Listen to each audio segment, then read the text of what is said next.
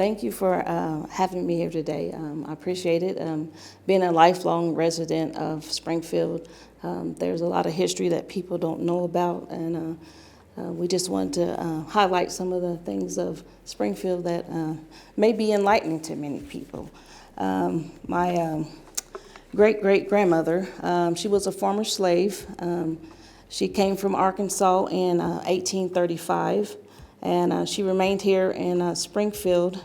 She was brought to Cave Spring first, and that's where the family were settled.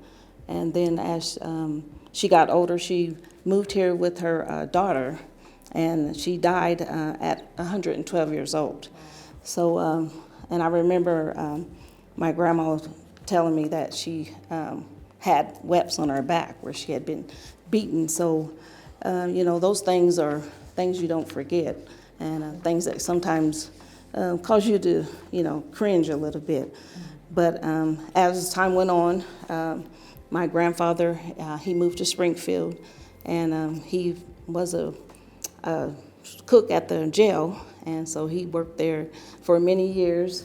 And he also had a restaurant on Commercial, barbecue restaurant, and then at the fair.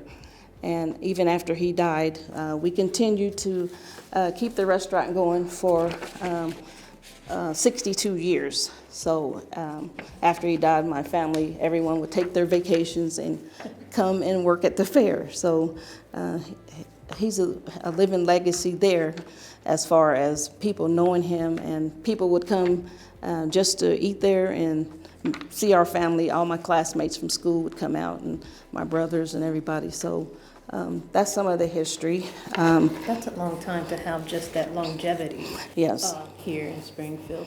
So you mentioned that you had family so there was always establishments prior outside of Springfield. I know you showed me that information. Yeah. That I think little people, that's a little known information, that we were really established in places like Stratford, Ashgrove. Yeah, different. There was a story about people that lived in Ozark. And if you go to a lot of the cemeteries, you will find sections where there were black graves, but they will always be separate. But they did have sections there. And there was a place down by Stratford called No-Go, and there was a lot of African Americans down there also. Wow, that's good to know. Yeah, good to know. So the history is all around us, but a lot of times we don't know it. Wow. So okay. Awesome. And then this is my grandma's family. She was a Barbie, and her this is her uncles and her dad, and they were part Irish. And then this is her mother and her aunt, and she always told me she was a Malagasy Indian, and I had no idea what that was. And then I had a co-worker tell me that was from Madagascar. And so apparently they were from the tip of Africa, the island Madagascar.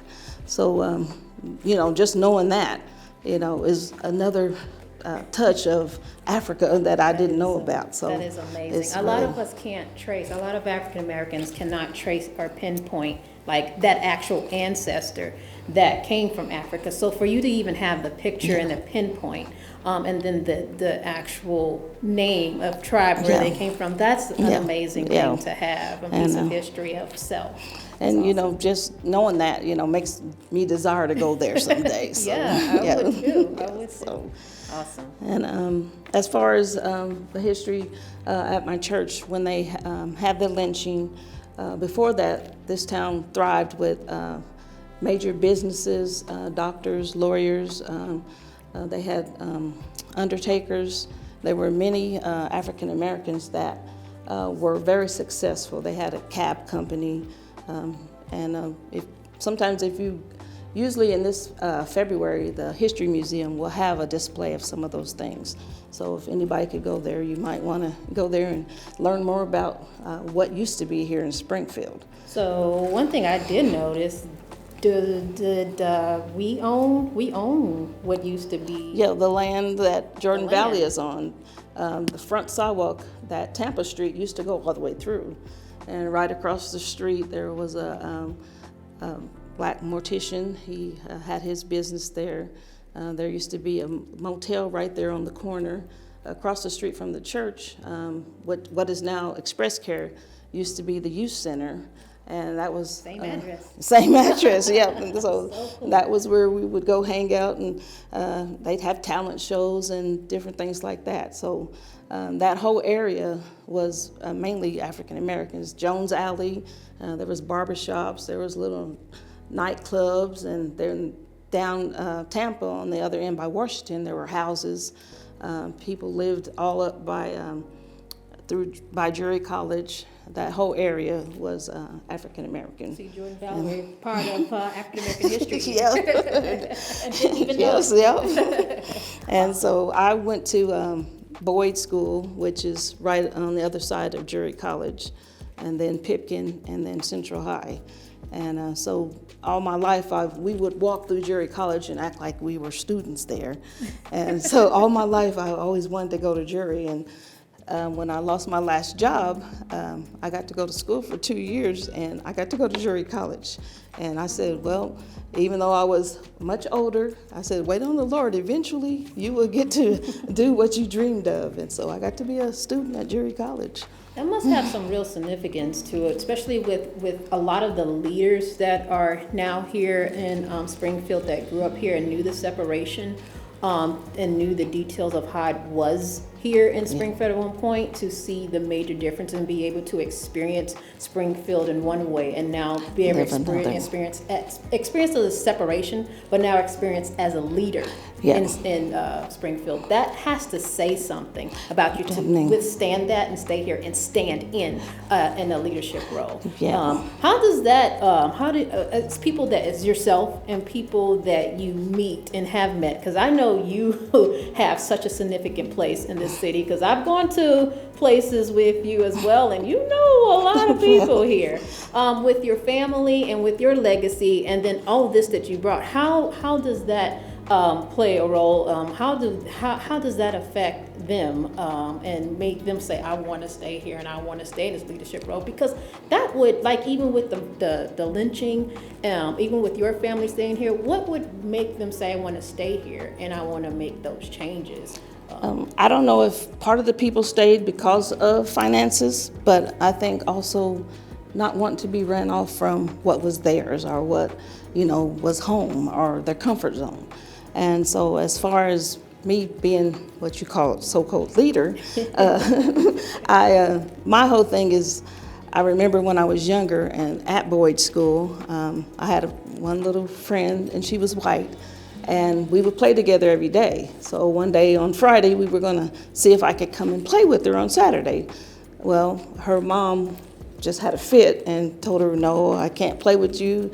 I can't come over, things like that. And as hurt as I was, I decided I'm never going to hurt anyone ever again in my life. I know what it felt like to be shunned. And so with the place that we work, we have many people, demographics that come there, whether they're homeless or, struggling, hungry. I try to show them respect and love and concern, because I know what it feels like to be shunned because of one thing or another. There's many ways that people might want to, be prejudiced against someone else or discriminate. And that's one thing I never want to do. And so as trying to be a good leader, that's what I want to display, in my life. I think that's excellent. I think that plays into the legacy and everything that you brought here, and it's shown, like with your grandmother, once being a slave, with from Arkansas coming here, and then your family coming here. That's passing on those legacies. And with the barbecue, I mean, you're doing it in such a different way, and making those changes, that being able to stay here and say, I'm going to make those differences and make such an impact is a wonderful thing.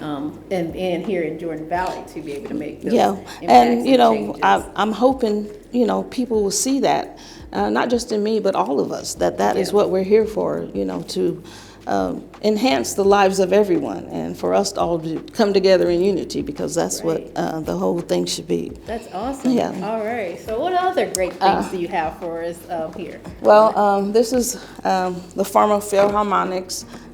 They were a legacy here in Springfield. They started at the church that I grew up at, Gibson Chapel. and they were like one of the first black groups on the Ozark Jubilee, and they traveled around singing, and there's a mural right down here on the old Mulholland building with them on it. And Mr. Culp, he's the only one living right now, and he's probably in his 90s right now. But what's your connection with them, Patricia? Because I know you have a connection with everything here. well, being from the same church, they would sing at church all the time, and then I was eventually in the choir, and so a lot of them we did sing with in our choir at church. Awesome. So it was a great connection. So you're a singer? Okay, I try. Don't be starting that. I say in the choir. I didn't say nothing about leading. No solo. No. And so I also brought just some local legends, people who are from here or started out here. We have Manny Oliver. He was a farmer globetrotter, and he still lives here now. They were just here on the 7th. Yeah. Globetrotters. Awesome. Steve Warren, he played for Green Bay. Anthony Tolliver, he's a professional basketball player from Springfield. And he still comes and does a lot of things for the for the community, and he has basketball camps and things like that. He's still real vocal in the community. Awesome. Nidra Culp, who was one of the Philharmonic's daughter, the only living one, she went to Vegas and sang with Wayne Newton, and then she. Yeah. No, I don't know if that's him. Maybe that's not him. But she also had a show in Vegas. In Vegas with him, and then she came to Branson, and then she had her own show until she got ill. There's Denny Wayne. He was one of the first black city councilmen in Springfield, and they have named a hall over there after him. We have Miss Rosalind Thomas. She is at Drury College in diversity. Gary Bedell, he is a local artist, and he did some art for Disney, and he's really doing very well with his art. Wes Pratt, he is also in diversity and inclusion at MSU. Sterling Macer, he went to Kickapoo with Brad Pitt, and we have what's called Park Day, which every August is like homecoming. So anyone who's out of town, who lives out of town, would come home for Park Day, and that would be the Park Day reunion. And he did a movie about Park Day. And then and that's in Silver Springs Park. Silver Springs Park. Only at one point a park that African Americans were allowed to go to. Right. Yes. And so that's where people would migrate to the first part of August every year, and they would have food, bathing beauty contests, ball games, tennis matches, bowling. So it's a big event, and hopefully they'll get to have it again this year. With COVID, a lot of things have been put on hold. Also, every year they have what's called the Black History Summer Academy.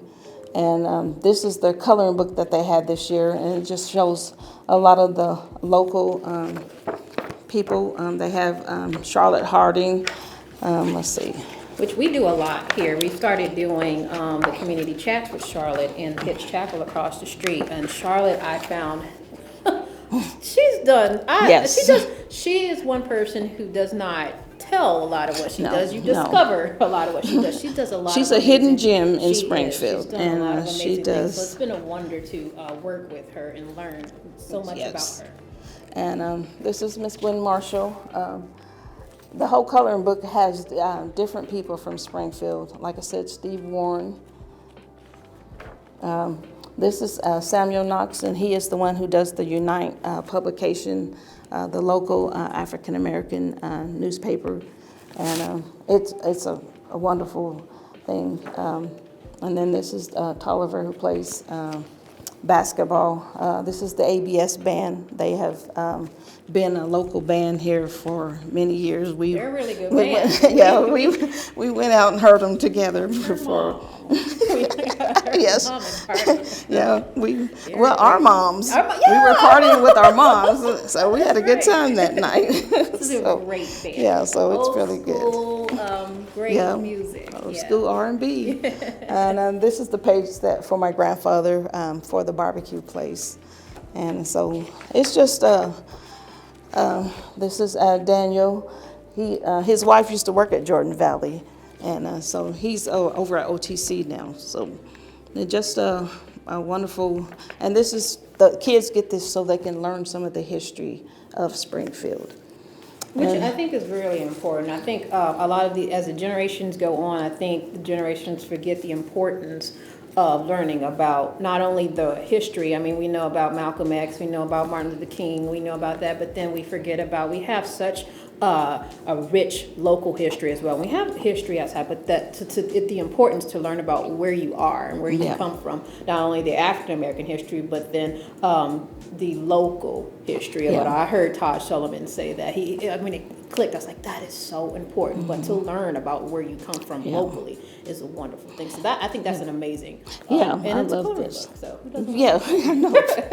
And I also think, just having Black History Month, a lot of times, just doing the research, I've learned a lot about my Black history. Myself as well. And a lot of people, it's not taught in school, so we have to, encourage people to study this, learn this, teach your kids about this, because the history of the Black American is everybody's history. There are so many inventions and things that people don't know that Black people did, and so you use it every day, but you may not realize who invented it.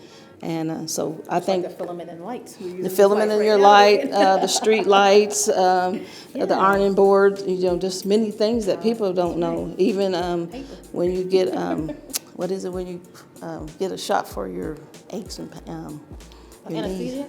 No, the knees and everything. Oh, I'm not quite sure. Yeah. See? But even like your heart, there was different doctors who were African American. Pacemaker. Yeah. So, we need to know our history, and that way maybe people will respect each other more, understand each other more, try to learn more about each other. So that communication and education is the key. I also brought, this is a picture of my late father-in-law. He just passed away about a week ago, but he was one of the top Black Tennessee Walker horse trainers here in Springfield. And so he's very well known in the horse world. And a lot of people, don't realize, things that African Americans are doing. If you're not in that circle, you may not know what's going on. What is Tennessee walking? Is it a specialty in the way the horses walk? Yeah. Okay, because I kind of know a little bit about equestrian. equestrian. The horse have to do the canter. And so the horses, and they put their tail up, and it's the way the horse like struts around. And he was one of his father was also a trainer down in Arkansas. Okay. So that legacy, we was hoping one of the boys would take it on, but nobody did. Is that a male dominant type of? No, a lot of, as far as training, male. Yeah, but as far as training, but a lot of women also ride. Okay. And so, but as far as African Americans, there aren't a lot, especially in this area, that do it. But he has a few. I know within my culture, well, I being African American, but also within my racial makeup with French Louisiana Creole, it is a big thing. The equestrian world is major, like with trail rides and horses. So it's big. Belt buckles and hats. So people are surprised when they see me wear a hat and buckle. So it's a big thing. And and my husband, he loves cowboy boots and all that. So and in Oklahoma they do have they have like a black rodeo there. So there's a lot of things that people. It's our thing too, right? But even young kids may not know that, and so this may be a way to get them interested in some things that they thought, well, maybe I can't do that, but you can do anything. Culture crosses color barriers. It has no barriers. It's just what barriers we put on ourselves. True, right? True. So I do want to ask, what type of what would you like to see passed on for your family as a legacy, as your family grows and maybe stay here, what would you like to see? I'm hoping more unity, where people say, yes, I can, be the mayor, or I can, be a doctor. I can, there are things I think people, stop themselves from trying to do because they don't see anybody else of their color, their race, their nationality in that place.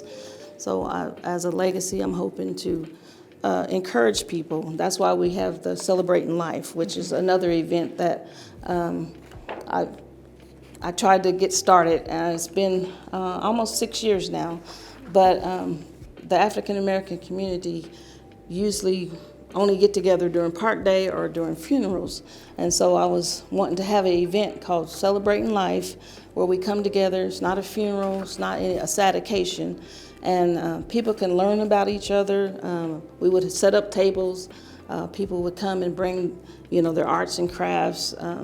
If they cook, and so we would display what they're doing and let people see what the talents and things that everyone can do. A lot of people brought their art and floral arrangements, and so if we just come together and boost one another, this is something I hope to continue here in Springfield. Yeah, no, awesome. I think that's what it's about. It's about passing that mantle from the elders on to the generation, and generation being willing to take that on. So thank you so much, Patricia, for sharing this wonderful history with us, and all the research that you do for not only about yourself, but about the community as a whole. So thank you so much for sharing that. Well, thanks for having me, and I just look forward to all of us coming together in peace and love.